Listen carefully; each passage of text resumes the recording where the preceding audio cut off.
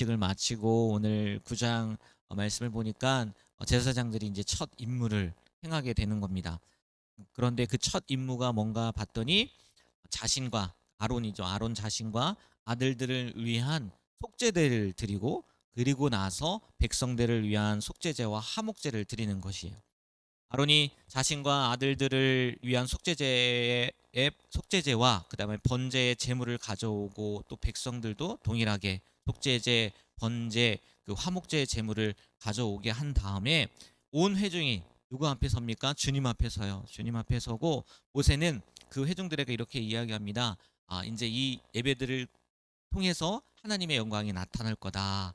그렇게 선언을 해요. 그리고 정말 순서대로 아론과 아들들을 위해서 속죄 제물, 번제를 드리고, 또 백성을 위해서 그런 제물을 드리고 나서 아론이 오늘 말씀해 보니까 백성들에게 축복을 했다고 이야기를 합니다. 나중에 말씀을 또 드릴게요. 이 축복에 대한 말씀을 드릴 거고, 그리고 나서 제단을 내려오니까 모세가 말한 것처럼 마지막 말씀에 보면 25절에 주님의 영광 이 나타난다고 이야기를 해요. 23절이죠. 그리고 그 영광이 결국은 뭔가 봤더니 불이더라고요. 불이 그 회중 가운데 나타나서 하나님의 영광을 보니까, 또 마지막에 보니까 백성이 이를 보고 소리 지르며 엎드렸더라. 이 말씀이 제사장의 첫 임무를 통해서 기록된 9장, 레위기 9장의 말씀이에요. 이 말씀 가지고 한 몇 가지 말씀을 드릴 건데, 먼저 위에서도 제가 이렇게 전체적인 줄거리를 말씀드리면서 제사장의 첫 임무가 뭐라고 했다고요? 첫 임무가 뭐예요? 자신과 아들들을 위한 속죄제였단 말이에요.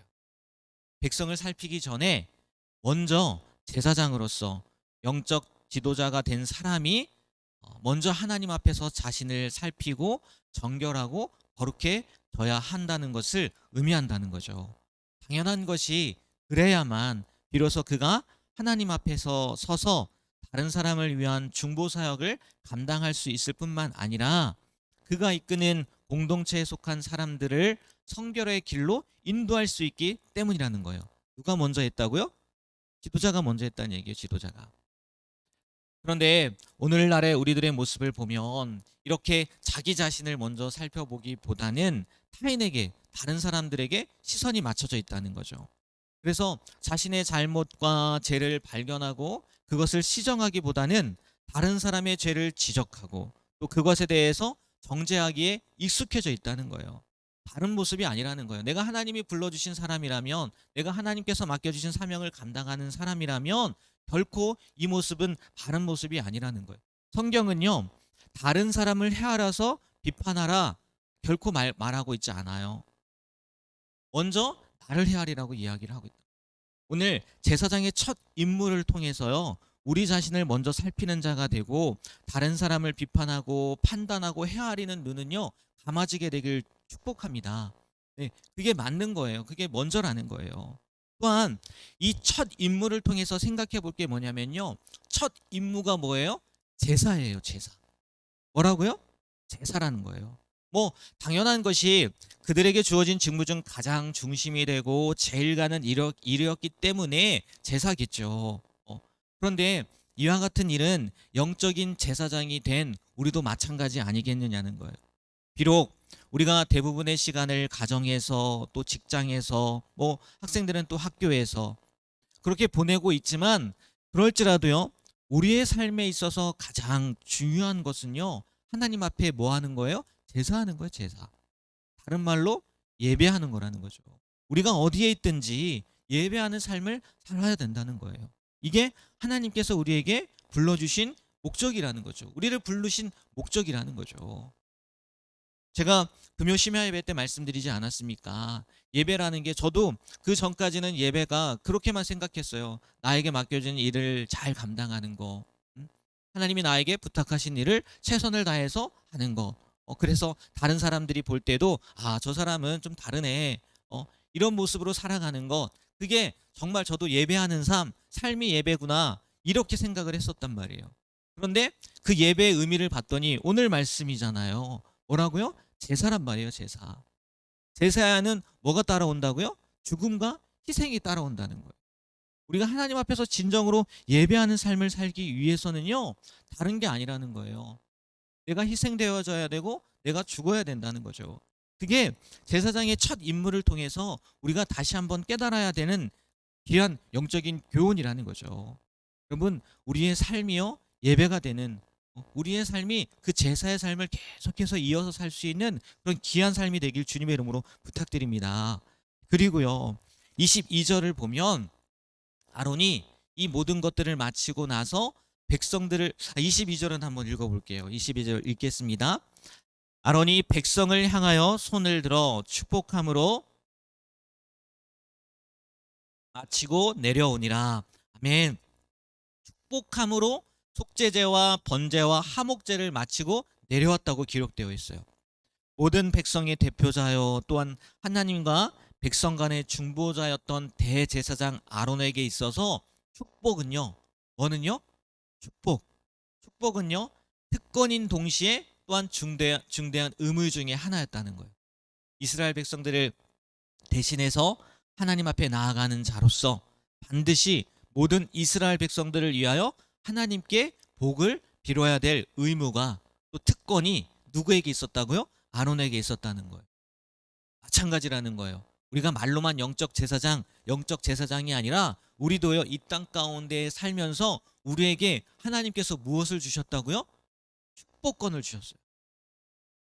특권이자 의무로서 주셨단 말이에요. 우리도 예수 그리스도로 말미암아 이 땅 가운데에서요, 아론처럼 제사장이 되었단 말이에요. 그러면 우리는 어떻게 해야 돼요? 세상을 향해서, 또 성도들을 향해서 복을 비는 삶을 살아야만 할 의무가 있고 또 특권도 있다는 거예요. 믿으십니까? 네, 축복해야 된다는 거예요. 축복. 네? 사실요, 이 사명은요, 아론에게만 주어진 게 아니었어요. 처음에 하나님께서 아담이 아니죠, 그 아브라함을 불러주셨을 때 뭐라고 얘기합니까? 내 씨로 말미암아 천하 만민이 뭐 한다고요? 복을 받는다고 말씀하셨단 말이에요. 우리에게 그런 사명을 주셨단 말이에요. 참 좋아요. 그런데요, 사실 이러한 내용이요, 와닿지는 않는 것 같아요. 왜 저도 말씀을 준비하면서 그런 생각이 들어요. 내가 복을 빌어봐야 무슨 소용이 있는가? 그런다고 세상이 바뀔까? 변할까? 더욱이 세상이 나에게 해준 것이 뭐가 있다고, 이런 생각이 들더라고요. 저도 그런데 뭐 여러분은 뭐 더하면 더했지 덜하진 않을 것 같기는 해요. 그럼에도 불구하고요, 좀 더 적극적으로 우리는요, 복을 빌어야 돼요. 복을 빌어줘야 된다는 거예요. 왜냐하면 좀 이렇게 좀 이기적인 마음일 수도 있겠지만, 우리가 비는 그 축복이요, 그들에게 돌아가지 않으면요, 그 복은 어디로 올까요? 다시 나에게로 오는 거예요. 나에게로. 그래서 예전에 어떤 목사님은요, 그냥 막 축복하라고 했어요.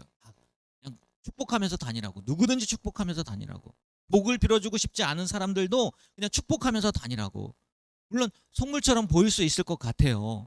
왜 그 사람이 못 받으면 그게 내 복이 되니까 난 축복하는 거야, 이렇게 비칠 수 있겠지만, 이렇게라도 하다 보면요, 진심으로 복을 빌 수 있게 될 수 있는 건 아니겠느냐는 거예요. 나를 힘들게 하고 어렵게 하고 아프게 한 사람이라면 축복은커녕요, 저주하고 싶은 심정이잖아요. 예? 그럼에도 불구하고 하나님의 말씀처럼 오히려 그를 위해 기도하다 보면 긍휼한 마음이 생기고 내 마음이 변하게 되어서요, 진심으로 그를 위해 기도하게 되는 그런 경험이요, 우리 성도님들에게 있었으면 좋겠어요. 축복해 주시란 말이에요. 복을 빌어 주시란 말이에요. 오늘 아론에게 하나님께서 그런 사명을 맡겨 주셨던 것처럼, 또 그런 특권을 주셨던 것처럼 우리에게 주신 특권과 사명을요, 빼앗기지 않았으면 좋겠어요. 사단은요, 그것을 못 누리게 할 거란 말이에요. 우리에게 주신 그 귀한 사명을 누리게 하겠습니까? 못 누리게 하죠. 근데 왜 우리가 그거에 속아 넘어가느냐 말이에요. 오늘 아론의 첫 임무를 통해서, 제사장들의 첫 임무를 통해서요, 우리에게 주신 이 귀한 말씀을요, 기억하셨으면 좋겠어요. 네? 우리가 정말 나부터 돌아보게 되고 그들을 위한 속죄 제물을 드렸단 말이에요. 그리고 다른 사람들의 그 잘못들은 눈 감아줄 수 있길 축복하고요. 또 그 첫 임무가 제사였다는 거, 우리가 예배의 삶을 살아야 된다는 거, 그리고 마지막으로 축복하는 삶을 살자는 거, 그리고 또 하나 이 말씀을 준비하면서 이 첫 임무, 첫 번째 이 말씀들이 많이 생각이 들더라고요. 그러면서 그 생각이 들더라고요. 첫사랑, 첫사랑. 우리가 예수님을 만났을 때 그 마음을요 놓치지 않았으면 좋겠어요. 오늘 이 레위기 9장의 말씀을 또 오늘 이 새벽에 하나님께서 우리에게 주신 이유가 있을 것이고 또 목적이 있을 거예요. 그 이유와 목적에 맞는 그런 귀한 삶을 살아가시게 되길 주님의 이름으로 부탁드립니다. 기도하겠습니다. 하나님, 우리도 하나님께서 불러주신 영적인 제사장인 줄 믿습니다. 하나님, 제사장 된 삶을 살아갈 수 있도록 붙잡아 주시옵소서. 오늘 레위기 9장을 통해서 그들이 첫 임무가 무엇이었는지 알게 하셨고 또 보여주셨습니다. 정말 기록된 말씀처럼 또 우리에게 주신 말씀처럼 그렇게 오늘 하루를 또 우리의 삶을 살아갈 수 있도록 은혜를 주시고 또 능력을 주시고 힘을 허락하여 주시옵소서. 하나님, 우리의 힘으로 감당할 수 없습니다. 우리 안에 계신 성령님께서 우리에게 그것을 잘 감당할 수 있는 능력을 허락해 주시길 소망하며 예수님의 이름으로 기도합니다. 아멘. 하늘에 계신